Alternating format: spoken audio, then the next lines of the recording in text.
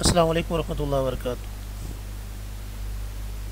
Dear students, کل ہم نے سورۃ الانعام کی آیت نمبر 151 کے حوالے سے 5 حرام کردہ چیزوں کے بارے میں پڑھا تھا، یا اسلامی زندگی کے 5 بنیادی اصول پڑھے تھے، یعنی ان 5 حرام چیزوں سے ہم بچیں گے تو گویا کہ 5 اصولوں پر عمل ہو جائے گا۔ سیاق و سباق کے حوالے سے یہ بات گزشتہ روز بھی عرض کی جا چکی ہے کہ ان چیزوں کے حوالے سے مشرکین کی تردید کے بعد جنہیں وہ کسی علمی سند کے بغیر اپنے اوپر حرام کیے ہوئے تھے، اب ان آیات میں ایسی چیزوں کو بیان کیا جا رہا ہے جو واقعی حرام تھیں، لیکن مشرکین ان سے پرہیز نہیں کرتے تھے۔ گویا یہ ایک عجیب تضاد تھا جو ان کی زندگیوں میں پایا جاتا تھا۔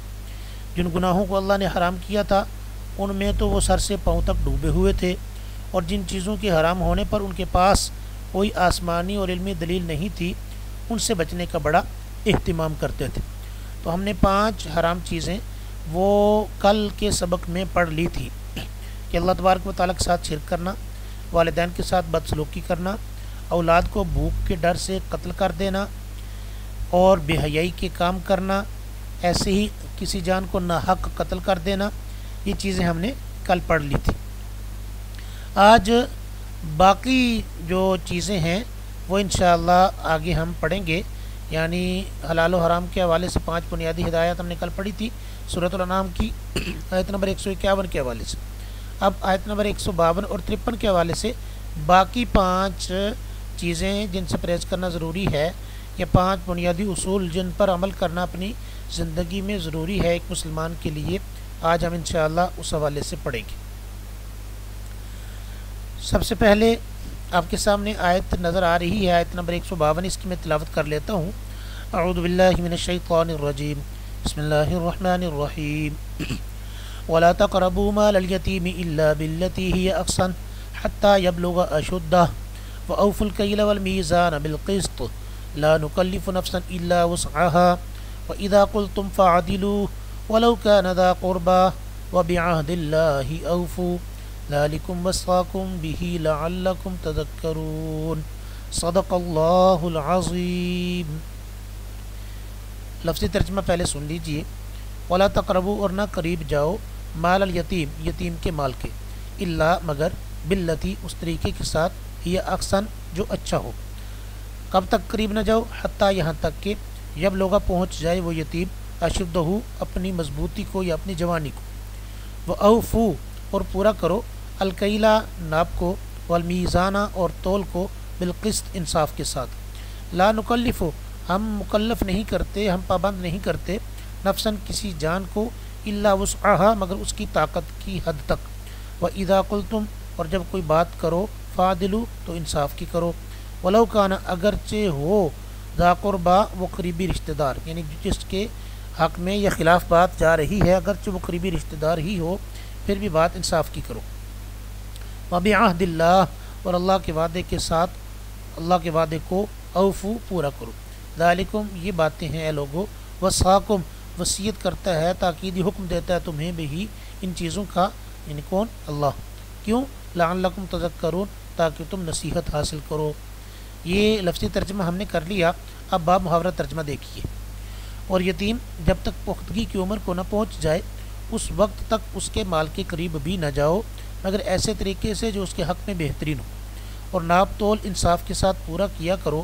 البتہ اللہ کسی بھی شخص کو اس کی طاقت سے زیادہ کی تکلیف نہیں دیتا، یعنی اپنی کوشش کے باوجود کوئی کمی بیشی رہ گئی تو ظاہر ہے یہ آدمی کی طاقت سے باہر۔ اور جب کوئی بات کہو تو انصاف سے کام لو، چاہے معاملہ اپنے قریبی رشتہ دار ہی کا ہو، اور اللہ کے عہد کو پورا کرو۔ لوگو، یہ باتیں ہیں جن کی اللہ نے تاکید کی ہے تاکہ تم نصیحت قبول کرو۔ یہ آیت نمبر 151 تھی اور اس کا ترجمہ۔ اب آیت نمبر 152 تھی۔ اب آیت نمبر 153 آپ کے سامنے شو ہو رہی ہے ترجمے سمیت۔ میں آیت کی تلاوت کر لیتا ہوں۔ اعوذ باللہ من الشیطان الرجیم، بسم اللہ الرحمن الرحیم۔ وَأَنَّ هَذَا صِرَاطِي مُسْتَقِيمًا فَاتَّبِعُوهُ وَلَا تَتَّبِعُوا السُّبُلَ فَتَفَرَّقَ بِكُمْ عَن سَبِيلِهِ ذَلِكُمْ وَصَّاكُمْ بِهِ لَعَلَّكُمْ تَتَّقُونَ صدق اللہ العظیم۔ لفظی ترجمہ سنیے۔ وا، اور، ان، یہ کہ بے شک، ہذا، یہ، یعنی جو پیچھے بیان ہوا، صراطی میرا راستہ ہے، مستقیما سیدھا، فاتبعوہ پس پیروی کرو ہو اس کی، ولا تتبعوا اور نہ پیروی کرو السبل دیگر راستوں کی، فتفرق ورنہ وہ بھٹکا دیں گے بکم تمہیں، عن سبیل ہی اللہ کی راہ سے، ذالکم یہ چیزیں ہیں اے لوگو، وصاکم بھی تاکیدی حکم دیا اللہ نے تمہیں جن کے ساتھ، لعلکم تتقون تاکہ تم بچو یا تاکہ تم پرہیزگار بنو۔ یہ لفظی ترجمہ تھا، محاورہ ترجمہ بھی آپ اسکرین پہ دیکھ رہے ہیں، میں پڑھ لیتا ہوں۔ اور اے پیغمبر صلی اللہ علیہ وعلیٰ آلہ وصحبہ وسلم، ان سے یہ بھی کہو کہ یہ میرا سیدھا سیدھا راستہ ہے، لہٰذا اس کے پیچھے چلو اور دوسرے راستوں کے پیچھے نہ پڑو، ورنہ وہ تمہیں اللہ کے راستے سے الگ کر دیں گے۔ لوگوں یہ باتیں ہیں جن کی اللہ نے تاکید کی ہے تاکہ تم متقی بنو۔ ان دونوں آیتوں کا جو خلاصہ ہے وہ میں آپ کے سامنے عرض کر دیتا ہوں۔ آپ فرما دیجئے، آؤ میں تمہیں بتاؤں کہ تمہارے رب نے تم پر کیا پابندیاں عائد کی ہیں۔ یہ کل والی آیت پہ یوں سمجھیں کہ ساتھ لے لیں۔ آپ فرما دیجئے انہیں تینوں آیتوں کا یہ سیٹ ہو جائے گا نا، 10 کے 10 احکام اس میں آ جائے گا۔ آپ فرما دیجئے، آؤ میں تمہیں بتاؤں کہ تمہارے رب نے تم پر کیا پابندیاں عائد کی ہیں، یہ کہ تم اللہ کے ساتھ کسی کو شریک نہ ٹھہراؤ، اور والدین کے ساتھ اچھا سلوک کرو، اور اپنی اولاد کو فقر و فاقہ کی وجہ سے مت قتل کیا کرو، ہم تمہیں بھی رزق دیتے ہیں اور انہیں بھی، اور بے حیائی کی باتوں کے قریب بھی نہ جاؤ، ہاں اعلانیہ ہوں یا پوشیدہ، اور جس جان کو اللہ نے حرمت بخشی ہے اسی شریعت کی اجازت کے بغیر قتل نہ کرو۔ اللہ تمہیں ان سب باتوں کا تاکیدی حکم دیتا ہے تاکہ تم عقل مند بن جاؤ۔ یتیم کے مال کے قریب بھی نہ جاؤ مگر ایسے طریقے سے جو اس کے حق میں بہتر ہو، یہاں تک کہ وقل و فام کے اعتبار سے کامل ہو جائے، اور ناپ تول انصاف کے ساتھ پورا کیا کرو، ہم کسی شخص پر اس کی طاقت سے زیادہ بوجھ نہیں ڈالتے، اور جب بات کہو تو انصاف کی کہو، اگرچہ تمہارے کسی رشتہ دار ہی کا معاملہ کیوں نہ ہو، اور اللہ کے عہد کو پورا کرو، اللہ تمہیں ان باتوں کی تلقین کرتا ہے تاکہ تم نصیحت قبول کرو۔ اور آپ انہیں یہ بتا دیجئے کہ یہ میرا راستہ ہے جو کہ بالکل سیدھا ہے، لہٰذا تم اسی پر چلو اور دوسرے راستوں پر مت چلو، ورنہ تم اللہ کے راستے سے الگ تھلگ ہو جاؤ گے۔ اللہ تمہیں بار بار سمجھاتا ہے تاکہ تم پرہیزگار بن جاؤ۔ یہ ایک سم اپ تھا ان 3 آیات کا۔ اب ان آیات 152 اور 153 میں جو 5 اصول بیان ہوئے ہیں ان کو ہم ایک ایک کر کے ڈسکس کر لیتے ہیں۔ اصول نمبر 5، یہ جو ہم نے اصول نمبر 5 نہیں، اصول نمبر 6 ہے، غلطی سے 5واں اس کے اوپر ہیڈنگ لگ گیا، بہرحال چلے۔ زمانہ جاہلیت میں یہ اصول کیا ہے جی؟ یتیم کے مال کے قریب بھی نہ جاؤ۔ زمانہ جاہلیت میں جو افراد اور طبقات ظلم و ستم کا خصوصی نشانہ تھے ان میں یتیموں کا طبقہ نمایاں تھا، اس لیے قرآن نے یتیموں کے بارے میں بار بار ہدایات دی ہیں، بلکہ اللہ تعالیٰ نے منصب خدمت ختم نبوت کے لیے بھی ایک یتیم ہی کا انتخاب کیا، یعنی نبی کریم صلی اللہ علیہ وعلیٰ آلہ وصحبہ وسلم۔ آپ کا انتخاب گویا یتیموں کو حقارت کی نظر سے دیکھنے والوں کو ایک عملی جواب تھا۔ یہاں حکم یہ دیا گیا ہے کہ یتیم کے مال کے قریب بھی نہ جاؤ۔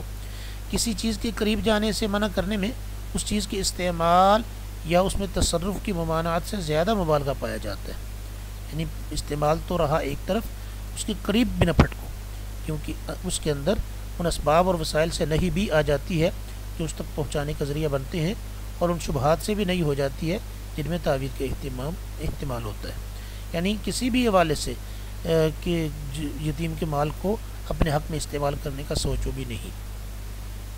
یتیم کے مال کا جو ذمہ دار ہے یا امانت دار ہے یا جو متولی ہے، اس کو یتیم کے مال میں صرف ایسا تصرف کرنا یا یتیم کے مال کو ایسے استعمال کرنا جائز ہے جس میں یتیم کا فائدہ ہو، اس کے مال کو کسی نفع بخش تجارت میں لگائے یا اس کی تعلیم و تربیت پر خرچ کرے۔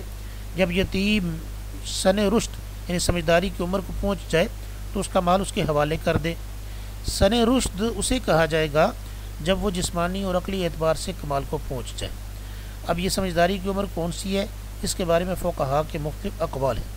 امام ابو حنیفہ رحمۃ اللہ علیہ 25 سال کی عمر کو پختگی اور سمجھداری کی عمر قرار دیتے ہیں، اور فرماتے ہیں کہ 25 سال کی عمر کو پہنچ جانے کے بعد بہرحال یتیم کا مال اس کے حوالے کر دیا جائے گا۔ اس سے اگلا اصول جی، بلکہ اگلے دو اصول، ناپ اور تول انصاف کے ساتھ پورا کرو، یعنی 7واں اصول ناپ، 8واں اصول تول، انصاف کے ساتھ پورا کرو۔ یعنی یوں کہہ لیں کہ ناپ بھی انصاف کے ساتھ پورا کرو، تول بھی انصاف کے ساتھ پورا کرو۔ جاہلیت جدیدہ ہو یا جاہلیت قدیمہ، معاملات کو عقائد اور عبادات سے الگ رکھا جاتا ہے۔ اسی تفریق کا نتیجہ ہے کہ ایک شخص عقائد اور عبادات کے اعتبار سے دیندار ہوتا ہے، لیکن معاملات اور لین دین کے اعتبار سے وہ بڑا ظالم ہوتا ہے۔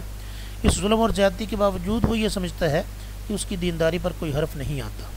اسلام نے تجارتی، معاشرتی اور گھریلو معاملات کو بھی دین اور ایمان سے جوڑا ہے، اور بتایا کہ جیسے عقائد اور عبادات میں اللہ کے حکموں کی پابندی ضروری ہے، ایسے معاملات میں بھی اللہ کے حکموں کی پابندی ضروری ہے۔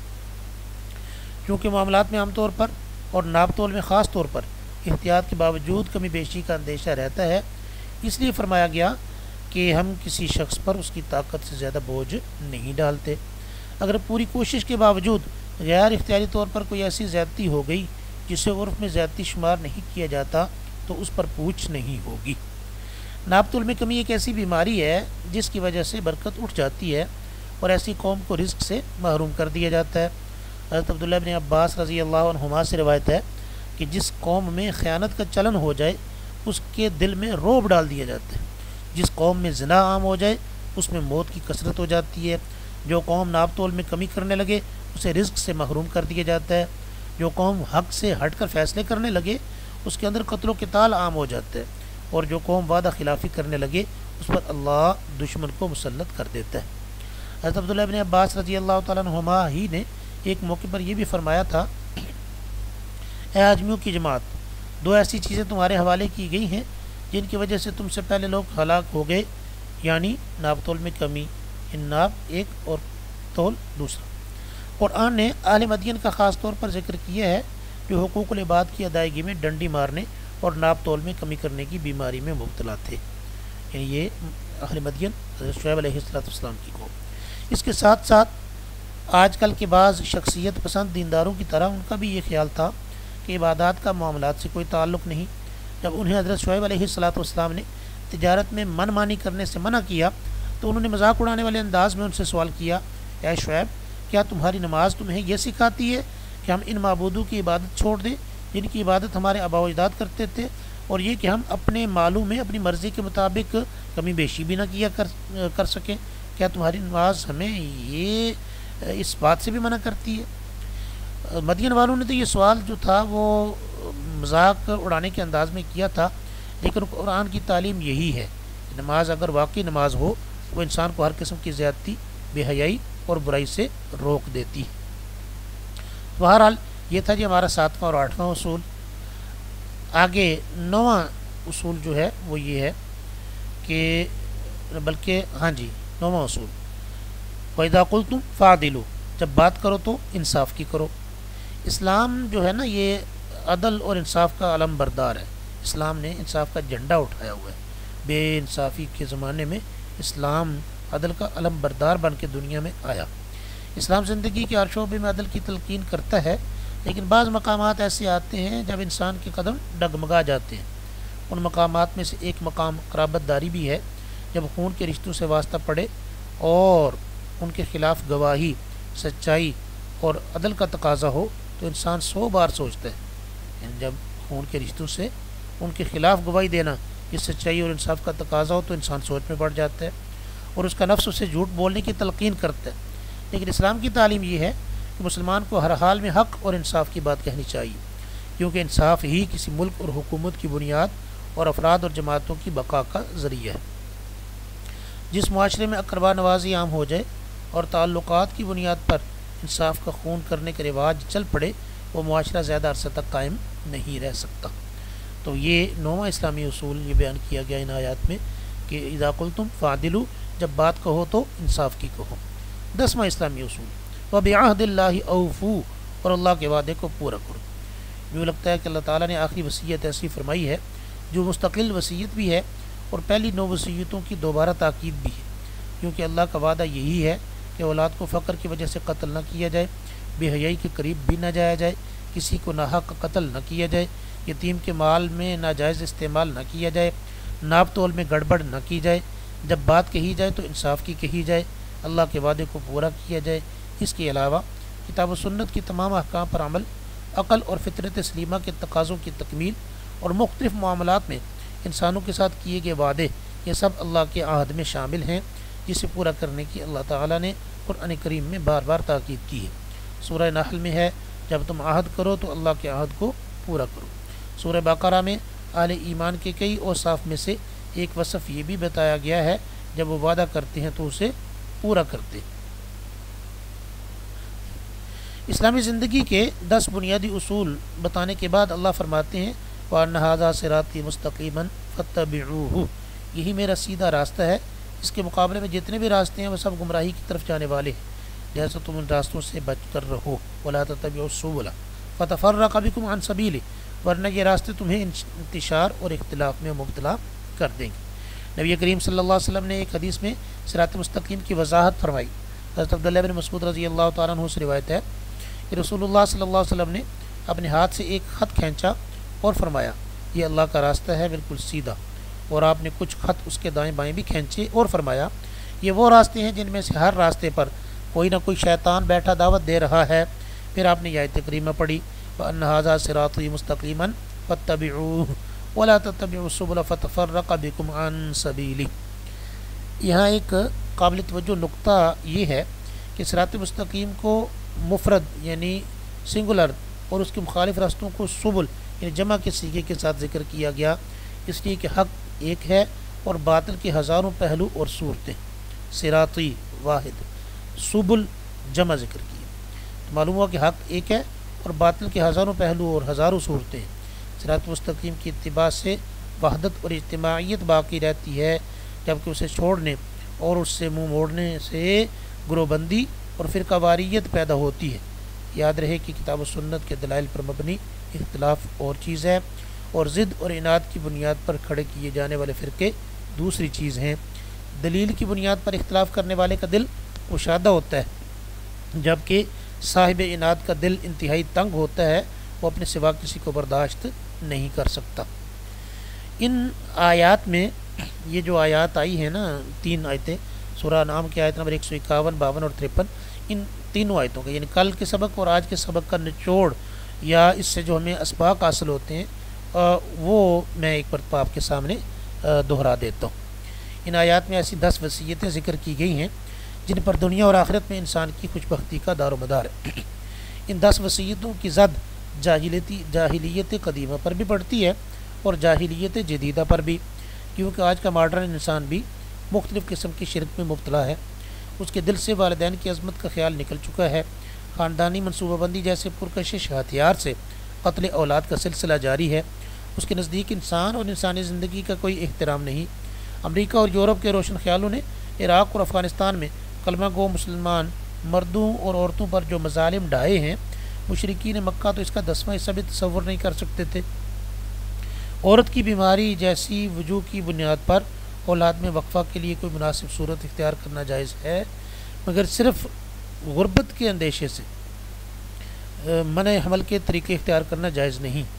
یورپ کی لعنتی تہذیب نے کنڈوم کلچر کو ایسا فروغ دے دیا ہے کہ اب ضبط تولید یا برتھ کنٹرول کے نئے طریقوں سے شادی شدہ خواتین کی بجائے کمواری لڑکیاں زیادہ فائدہ اٹھا رہی ہیں۔ فائدہ کیا اٹھانا ہے؟ اپنے آپ کو دھوکہ دینے والی بات ہے، اپنے خاندان اور والدین کے منہ پر کالک ملنے والی بات ہے۔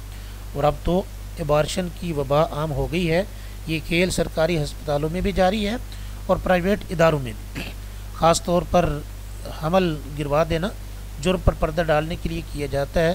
اگر کسی بے احتیاطی کی وجہ سے بدکاری کے نتیجے میں بچہ پیدا ہو جائے تو اسے کچرا کنڈی، فٹ پاتھوں اور گندے نالوں میں پھینکنے بلکہ زندہ جلانے سے بھی دریغ نہیں کیا جاتا۔ انا للہ و انا الیہ راجعون۔ عرض کرنے کا مقصد یہ ہے کہ اولاد کا قتل یہ جو سنگ دلانہ قسم کا یا سخت پتھر دلی والا عمل پرانی جاہلیت میں ہوتا تھا، آج کی جدید جاہلیت میں بھی دوسرے ٹائٹلز کے ساتھ آج بھی جاری ہے۔ پہلی آیت جو تھی آیت نمبر 151، اس میں جن 5 باتوں کو حکم دیا گیا ان پر عمل کرنا کمال عقل کی دلیل ہے۔ دوسری آیت یعنی آیت نمبر 152 میں جن چار باتوں سے منع کیا گیا ان کا تعلق شہوات اور خواہشات سے ہے۔ ایسا عقل مند شخص بھی ان کا ارتکاب کر سکتا ہے جس کے اندر اپنے محاسبہ اور مراقبہ کا عمل کرنا ہو اور جو ہر وقت چوکنا اور بیدار نہ رہے۔ تیسری آیت جو ہے نا، آیت نمبر 153، اس میں صراط مستقیم کا بیان ہے جس پر جمع رہنا دوزخ سے بچاؤ کا ذریعہ ہے۔ اہل علم کا کہنا ہے کہ مضمون کی اسی مناسبت کی وجہ سے پہلی آیت کا اختتام کیا لعلکم تعقلون پر، کہ بھئی یہ 5 چیزیں وہ ہیں کہ مناسب عقل والا آدمی اس کے خلاف نہیں جا سکتا، اور جو آدمی چاہتا ہے کہ وہ عقل مند شمار ہو وہ ان 5 باتوں کا اہتمام کرے۔ دوسری آیت کا اختتام کیا لعلکم تذکرون پر، تاکہ تم نصیحت حاصل کرو۔ تو چونکہ یہ جو 4 چیزیں جن سے منع کیا گیا آیت نمبر 152 میں، اس میں عقل ہونے کے باوجود بھی بندہ جو ہے اگر اس اللہ کی نصیحت اس کے سامنے نہ رہے تو وہ گڑبڑ کر سکتا ہے اور ان میں خواہشات کی وجہ سے مبتلا ہو سکتا ہے۔ اس لیے ان 4 چیزوں سے منع کرنے کے بعد آخر میں فرمایا کہ یہ حکم اس لیے دیا تاکہ تم نصیحت حاصل کرو۔ اور تیسری آیت جو ہے اس میں صراط مستقیم کی چونکہ تلقین ہے اور صراط مستقیم پہ چلنا دوزخ سے بچنے کا ذریعہ ہے، اس لیے آخر میں فرمایا کہ اس پہ صراط مستقیم پہ چلو اور غلط راستوں پہ نہ چلو، لعلکم تتقون، تاکہ تم دوزخ میں جانے سے بچو، دنیا میں گناہ سے بچو اور آخرت میں اس کے نتیجے میں دوزخ میں جانے سے بچو۔ تو یہ آج کا سبق تھا، انشاءاللہ کل اگلے سبق کے ساتھ حاضری ہوگی۔ السلام علیکم ورحمۃ اللہ وبرکاتہ۔